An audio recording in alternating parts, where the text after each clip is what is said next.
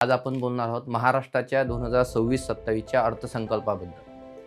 मुख्यमंत्री देवेंद्र फडणवीस यांनी 6 मार्च 2026ला आपल्या महाराष्ट्राच्या विधानसभेमध्ये हा अर्थसंकल्प सादर केला आणि या अर्थसंकल्पाची एकूण जे तरतूद आहे ती 7,69,467 कोटी रुपये इतकी आहे. महसूल जमा जर आपण पाहिला तर याचा अंदाज 6,16,099 कोटी रुपये इतकी सांगितली. महसूल खर्च अंदाज 6,56,651 कोटी रुपये जो आहे आणि राजकोषीय तोड जी 40,552 कोटी रुपये ठेवण्यात आली आहे या अर्थसंकल्पामध्ये, जी एकूण महाराष्ट्र राज्याच्या स्थूल इन्कमच्या म्हणजे स्थूल उत्पन्नाच्या 3% कमी. म्हणजे हा अर्थसंकल्प प्रगतिशील, शाश्वत आणि इन्क्लुझिव्ह, ज्याला आपण सर्वसमावेशक आणि सुशासन या 4 स्तंभावर आधारलेला आहे असं अर्थसंकल्पीय भाषणामध्ये दिसून येते. या 4 स्तंभामध्ये प्रत्येकी 4 उपक्षेत्र येतात. एकूण 16 उपक्षेत्रांवर हा अर्थसंकल्प आधारलेला आहे, ज्यामध्ये शेतकरी, महिला, युवक, आरोग्य, पायाभूत सुविधा यांना विशेष प्राधान्य देण्यात आलं. चला तर आपण बघूया की या अर्थसंकल्पामध्ये कोणत्या क्षेत्राला किती महत्त्व आहे. सगळ्यात सुरुवात करूया आपण बळीराजापासून, शेतकऱ्यापासून. शेतकरी जो आहेत या शेतकऱ्याला दिलासा देण्याचा प्रयत्न या अर्थसंकल्पामध्ये करण्यात आलेला आहे.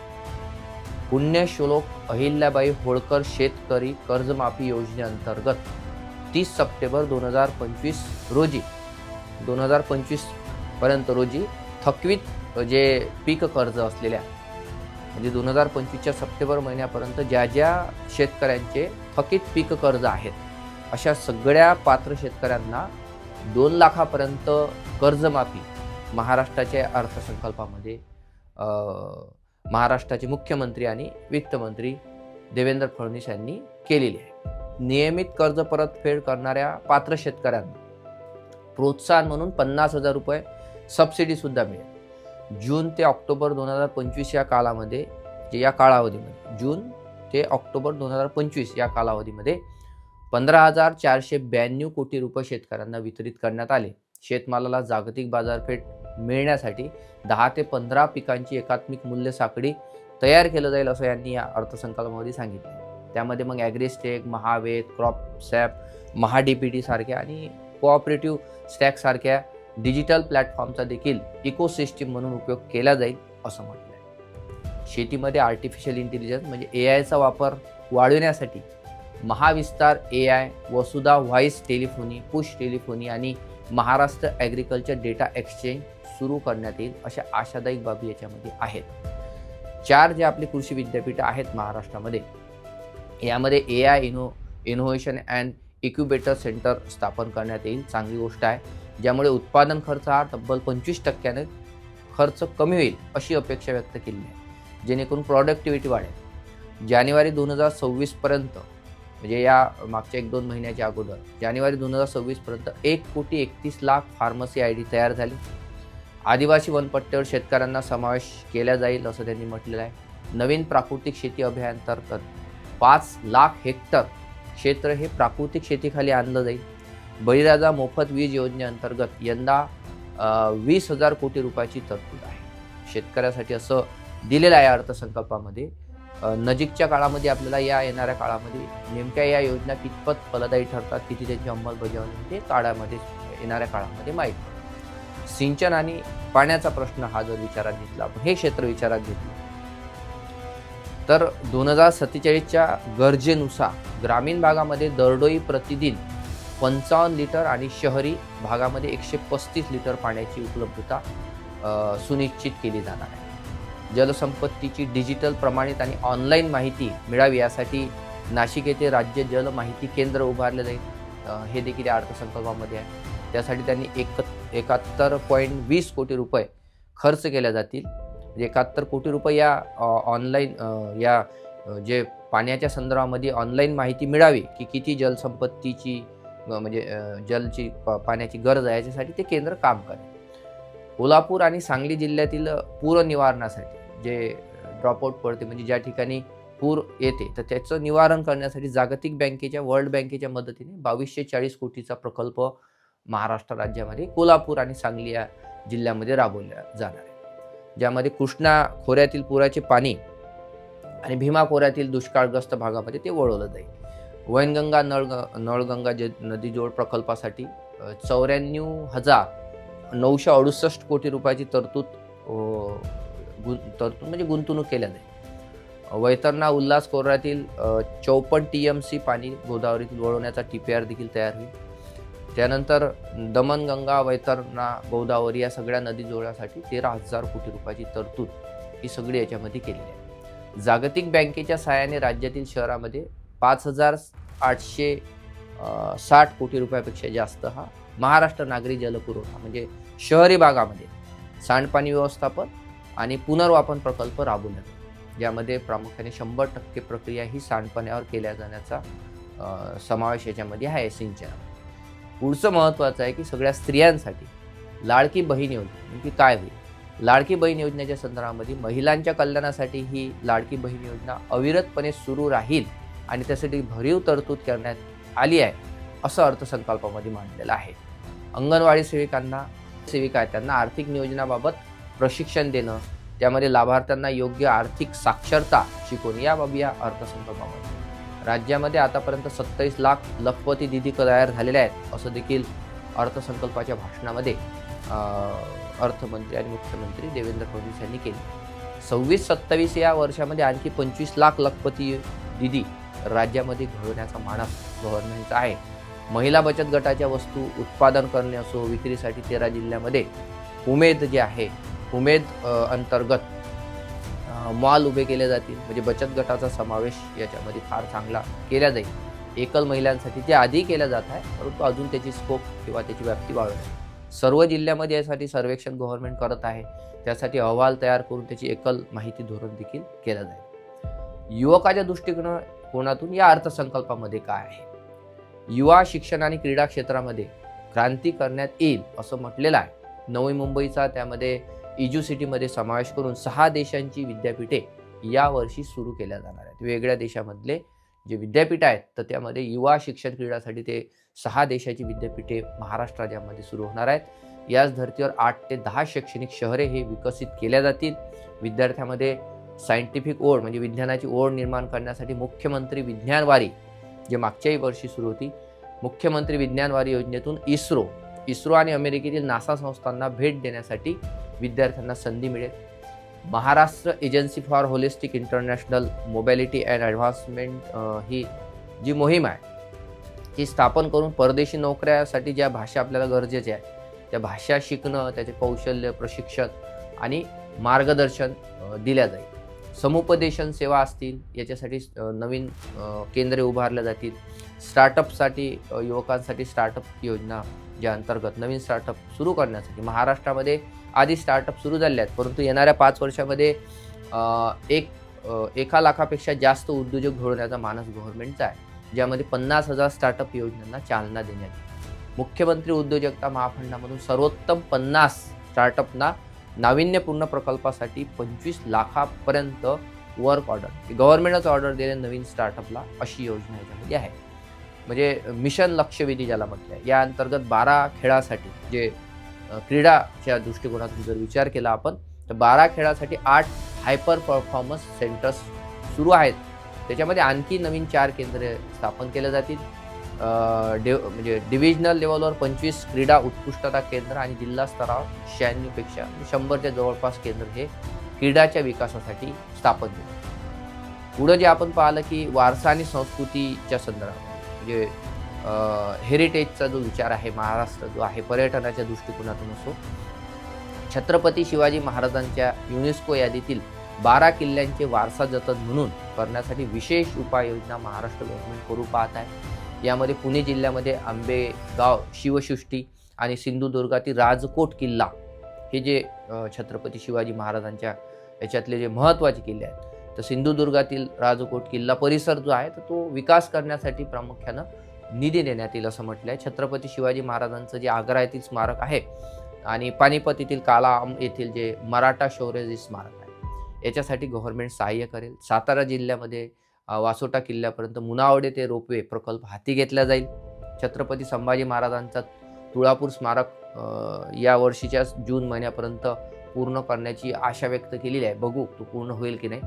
आणि वडूबुद्रक येथे जे समाधी स्थळ आहे शिवाजी महाराजांचं, ते जून 2027 पर्यंत या अंतर्गत ते पूर्ण म्हणजे चांगलं त्याचं रिनोव्हेशन केलं जाईल असं सांगितलं.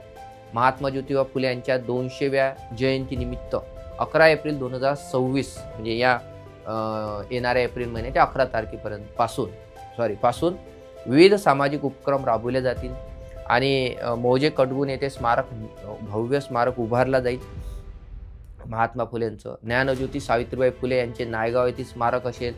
तर हे सगळं प्रशिक्षण केंद्राची बाब. ह्या सगळ्या ज्या गोष्टी आधीपासून देखील अर्थसंकल्पामध्ये केल्या जात आहेत, फक्त महत्त्वाचं आहे की लागू किती केल्या जातात. 26-27 मध्ये हे महात्मा फुले, संत गाडगेबाबा आणि डॉक्टर बाबासाहेब आंबेडकर यांच्या स्मृतीचं सामाजिक समता आणि समरसता वर्ष असं महाराष्ट्र शासनामार्फत ते साजरं केलं जातं. महात्मा ज्योतिबा फुले, संत गाडगेबाबा आणि डॉक्टर बाबासाहेब आंबेडकरांच्या स्मृतींचं जतन करण्यासाठी सामाजिक समता आणि समरसता वर्ष म्हणून ते 26-27 हे वर्ष राहील. नाशिक येथील कुंभमेळ्यासाठी इथं महत्त्वाचं आहे. याच्यावर याआधी देखील मुख्यमंत्र्यांनी भर दिला होता की नाशिक येथील कुंभमेळ्यासाठी भरीव तरतूद केल्या जाईल आणि रामटेक येथे 3री चित्रनगरी विकसित केल्या जाईल. हे सगळं त्यांनी हेरिटेज आणि पर्यटनाचा किंवा या वारसाच्या संदर्भामध्ये, संस्कृती संवर्धनाच्या संदर्भामध्ये या बजेटमध्ये सांगितलं आहे. पुढे आपण जाऊया की सामाजिक न्याय आणि कल्याणासाठी या अर्थसंकल्पामध्ये काय. जे अनुसूचित जाती जमातीचे घटक आहेत, म्हणजे जे डिप्यूट सेक्शन आहे, अनुसूचित जाती या घटकांसाठी 23,150 कोटी रुपये आणि आदिवासी घटकांसाठी 21,723 कोटी रुपयाची तरतूद या अर्थसंकल्पामध्ये महाराष्ट्र राज्यामध्ये करण्यात आली आहे. ओबीसी, धनगर, गोवारी घटकांसाठी भरीव तरतूद आहे. सुप्रीम कोर्टाच्या आरक्षणाच्या उपवर्गीकरणानुसार शिफारसी लागू केल्या जातील. आता हे महत्त्वाचं येतं की इथं थोडंसं डिस्प्यूट पुढं होऊ शकते की सुप्रीम कोर्टाचा जो आरक्षणाचा उपवर्गीकरणाचा नियम आहे, तर त्याचा उल्लेख या बजेटमध्ये आहे. त्याच्यानंतर सारथी, बार्टी आणि RT-TRT, महाज्योती सारख्या ज्या शैक्षणिक संशोधनाच्या ज्या संस्था आहेत, त्यामध्ये निधी वाढवल्या जाईल. म्हणजे विद्यार्थ्यांसाठी थोड्याशा चांगल्या गोष्टी आहेत, संशोधकासाठी नेमकं बघू आपण किती लागू होतील. दिव्यांगासाठी सर्व सुविधा एका ठिकाणी आणण्यासाठी दिव्यांग सहाय्यक संकेतस्थळ डेव्हलप करणं असो, या सगळ्या बाबी त्याच्यामध्ये दिलेल्या आहेत. ज्या गडचिरोली, नंदुरबार किंवा हिंगोली, जालना, पालघर, बीड हे जे आहेत, हे सगळे, त्याच्यानंतर धुळे आणि परभणी, हे सगळे नवीन जे 6 नवीन जिल्हे जे आहेत तर ते समाविष्ट केले जातील.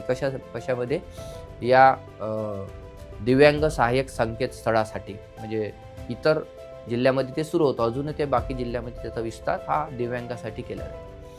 आरोग्याच्या दृष्टिकोनातून जर आपण विचार केला की राज्यामध्ये 29 महानगरपालिका, 247 नगरपालिका आणि 147 नगरपंचायतीमध्ये म्हणजे आरोग्य आयुक्तालयाद्वारे आरोग्य जे आयुक्तालय आहे त्याद्वारे राष्ट्रीय आरोग्य कार्यक्रमाची गुणवत्ता अजून सुधारण्याची अपेक्षा व्यक्त केली आहे. आपल्या विदर्भामध्ये जे नागपूर आहे, नागपूर या ठिकाणी एम्स सारखी महाराष्ट्र मध्ये आरोग्य सार्वजनिक संस्था स्थापन करण्यात. एम्स जे आहेत, ऑल इंडिया मेडिकल सायन्सेस जे आहे, त्या धर्तीवर महाराष्ट्रामध्ये संस्था स्थापन करण्याचा मनोदय व्यक्त केला आहे. ज्यामध्ये TB म्हणजे कर्करोग आहे, मधुमेह आहे, हृदयविकार असे जे आजार आहेत, यासाठी आशियाई विकास बँकेच्या सहकार्याने 4,500 कोटीची प्रगती योजनेत म्हणजे या बँकेची मदत घेऊन डेव्हलपमेंट करण्याचा विचार आरोग्य क्षेत्रामध्ये आहे. कर्करोग, मधुमेह किंवा हृदयरोगाच्या विकारावर नियंत्रण ठेवण्यासाठी एम्सच्या धर्तीवर संस्था स्थापन करू पाहत आहे महाराष्ट्रामध्ये डिजिटल आरोग्य तंत्रज्ञान अभियान राबवून यामध्ये रिअल टाईम डॅशबोर्डद्वारे जे आधी सुरू आहे त्यामध्ये निर्णय प्रक्रिया अजून सक्षम होईल. महात्मा फुले जन आरोग्य योजनेमध्ये उपचारांची संख्या अजून वाढून ते 1300 वरून 2300 पर्यंत करण्याची तरतूद आहे. रुग्णालय जे आहेत त्याची देखील संख्या वाढवण्याची गरज आहे. आता प्रत्येक अर्थसंकल्पामध्ये आरोग्य आणि शिक्षणासाठी सांगितले जाते, परंतु महत्त्वाचं आहे की ते किती लागू होते हे 1 वर्ष गेल्यानंतर लक्षात येते. पण अपेक्षा आहे की केल्या जाईल. रुग्णालय हे 1792 वरून अजून वाढून 4,500 पर्यंत वाढवण्याची तरतूद आहे. सगळ्या प्रकारचे अवयव जे प्रत्यारोपण होतात तर त्याच्यासाठी 22 लाखापर्यंतची खर्चाची तरतूद महाराष्ट्र गव्हर्नमेंटने या आरोग्य अभियान जे आहे आपल्या महाराष्ट्रामध्ये महात्मा फुले जन आरोग्य योजना त्या अंतर्गत ही 22 लाख रुपयापर्यंतची तरतूद देखील अवयव प्रत्यारोपणासाठी केलेली आहे. आर्थिक धोरणामध्ये जर आपण विचार केला की 2047 पर्यंत महाराष्ट्र आणि भारताला विकसित करण्याचं स्वप्न देश आणि महाराष्ट्र पाहत आहे. 2047 पर्यंत महाराष्ट्राची अर्थव्यवस्था ही प्रामुख्यानं मोठ्या प्रमाणात वाढवण्याची अपेक्षा व्यक्त केली आहे. शेतीचा GDP हा 22 अब्ज डॉलर्सवरून 500 अब्ज डॉलर्सवर नेणे असो, उद्योग जे आहे ते 123 अब्जावरून 1500 अब्जपर्यंत, सेवा क्षेत्र देखील 312 वरून 3000 अब्ज डॉलर्सपर्यंत नेऊन अर्थव्यवस्था ही विकासाकडे नेण्याचा अपेक्षा व्यक्त केली आहे. राज्यामध्ये 6वा राज्य वित्त आयोगाचा कृती अहवाल पुढील अधिवेशनामध्ये गव्हर्नमेंट सबमिट करेल आणि अजून स्थानिक स्वराज्य संस्था सक्षम करण्याची तरतूद. जे इन्फ्रास्ट्रक्चरचा जर आपण विचार केला तर राज्यामध्ये मेट्रो नेटवर्क 1200 किलोमीटरपर्यंत वाढवण्याची तरतूद आहे आणि त्यामध्ये 6000 किलोमीटरपेक्षा जास्त द्रुत गतीची मार्ग आहे त्याची जाळे तयार करणं आहे किंवा लोकसंख्येच्या मानाने सिमेंट कॉन्क्रीटचे रस्ते अजून वाढवले जातील. अजूनही भारतामध्ये 75 वर्षानंतर रस्ते बांधणीचा विकास हा कार्यक्रम सुरू आहे. मला असं वाटते हा आता संपल्या गेला पाहिजे. प्रत्येक रस्ते हे सिमेंट कॉन्क्रीटचे होऊन अजून चांगल्या दर्जाची आतापर्यंत कंप्लीट झाल्या पाहिजे. परंतु ठीक आहे, जे रस्ते आहेत त्यांना अजून डेव्हलपमेंट करण्याची योजना आहे. त्यामध्ये आशियाई बँकेचं सहकार्य घेतलं जाणार आहे. 4500 कोटीच्या कार्यक्रमाने हे शक्य होईल अशी अपेक्षा व्यक्त आहे. मुख्यमंत्री ग्राम सडक योजना महाराष्ट्रामध्ये सुरू आहे. याचा जो वेगळे टप्पे आहेत त्यामध्ये 3ऱ्या टप्प्याअंतर्गत 23,000 किलोमीटरचे जे रस्ते आहेत ते बांधण्याची तरतूद अर्थसंकल्पामध्ये आहे. मुंबईमध्ये गेटवे ऑफ इंडिया असेल किंवा मेट्रोसाठी 11 मेट्रो डेव्हलप केल्या जाणार आहेत पुन्हा महाराष्ट्रामध्ये. त्यासाठी 23,487 कोटीचा पूर्ण भूमिगत प्रकल्प राबवला जाईल. पुणेमधील मेट्रो असेल किंवा मुंबई अहमदाबाद बुलेट ट्रेन जे आहे त्याच्यामध्ये त्याचा डेव्हलपमेंट करणं असो त्या मार्गाचा, हे सगळं इन्फ्रास्ट्रक्चरच्या संदर्भामध्ये सांगितलेलं आहे. उद्योगाचा जर आपण विचार केला तर उद्योग क्षेत्र विस्तारेल. इन्व्हेंट महाराष्ट्र हे जे आहे हे एकसंध डिजिटल व्यासपीठ म्हणून तयार होईल. 18 अतिविशाल इंडस्ट्रीयल सेंटर्स उभारल्याची तरतूद करण्यात आली आहे. प्रत्येक जिल्ह्यामध्ये मायक्रो मीडियम आणि ज्याला आपण स्मॉल स्केल मीडियम इंडस्ट्री म्हणतो, सूक्ष्म लघु आणि मध्यम उद्योग जे आहे त्यांची स्थापना करून 50 लाख नवीन रोजगार निर्माण करण्याची तरतूद करण्यात आलेली आहे. गडचिरोलीमध्ये स्टील हब तयार करण्याची तरतूद आहे. त्यासाठी 2.61 लाख कोटी रुपयाची गुंतवणूक होईल. त्याच्यानंतर 70,800 या अंतर्गत 70,000 रोजगार निर्माण होतील या गडचिरोलीमध्ये असं त्यांनी म्हटलं. बांबू विकास प्रकल्पातून 50,000 कोटी रुपयाची गुंतवणूक आणि 5 लाख रोजगार मिळतील असं सांगितलं. हरित महाराष्ट्र या क्षेत्रासाठी काय केलं आहे? हरित महाराष्ट्रासाठी 300 कोटी रुपयाची तरतूद याच्यामध्ये केली आहे. 300 कोटी वृक्ष लागवड मोहीम राबवल्या जाते महाराष्ट्रामध्ये.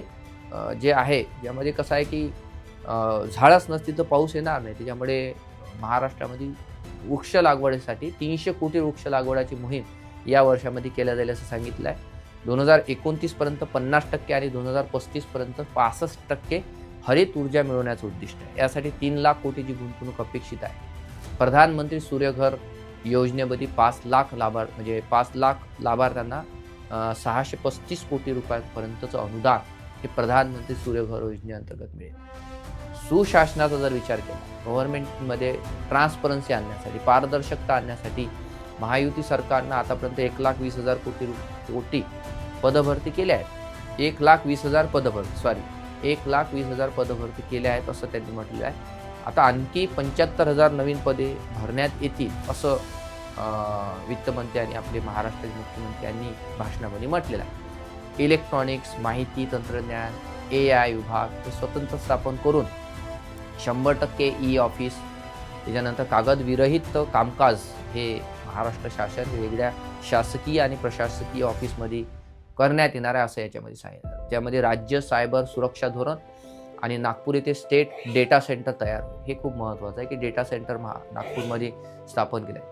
सुरक्षेचा विचार केला तर सुरक्षेसाठी नवीन फौजदारी कायद्याची 100% अंमलबजावणी करून त्याचं 100% डिजिटलायझेशन केलं जाणार आहे सुरक्षेच्या संदर्भात.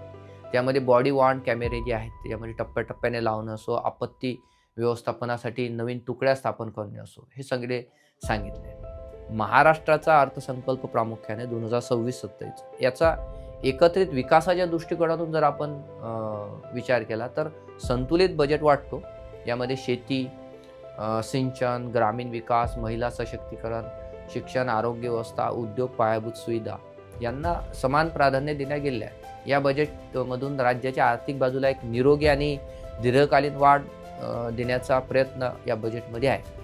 बजेटचा विकासाच्या दृष्टिकोनातून जर आपण आढावा घेतला तर शेती आणि सिंचन क्षेत्रामध्ये जी गुंतवणुकीसाठी जे आकडे पाहायला मिळतात त्यामध्ये कृषी उत्पादनात शेतकऱ्यांचा आयात वाढवणे असो, ग्रामीण अर्थव्यवस्थेला चालना मिळण्याच्या दृष्टिकोनातून जी बाबी सांगितल्या आहेत तर त्या महत्त्वाच्या आहेत. महिला कल्याण आणि महिला उद्योजकता यांना दिलेले प्राधान्य हा समावेशी विकासाचा एक महत्त्वाचा टप्पा मानावा लागेल.